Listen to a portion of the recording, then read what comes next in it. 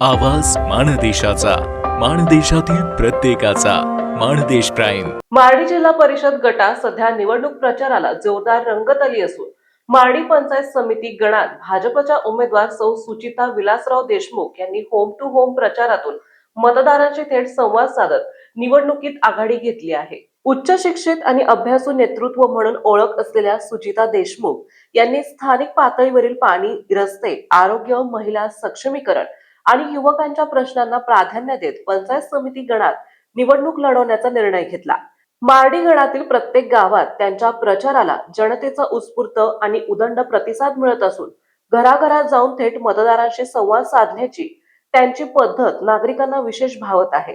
नेतृत्व पाहायला नाही, अनुभवायला मिळत आहे, अशी प्रतिक्रिया अनेक मतदारांकडून व्यक्त होत आहे. होम टू होम प्रचारामुळे मतदारांशी निर्माण झालेला थेट संवाद, विकासाचा स्पष्ट अजेंडा आणि भाजपाची संघटनात्मक ताकद यामुळे सुचिता देशमुख यांची उमेदवारी मारडी पंचायत समिती गणात चर्चेचा केंद्रबिंदू ठरत आहे.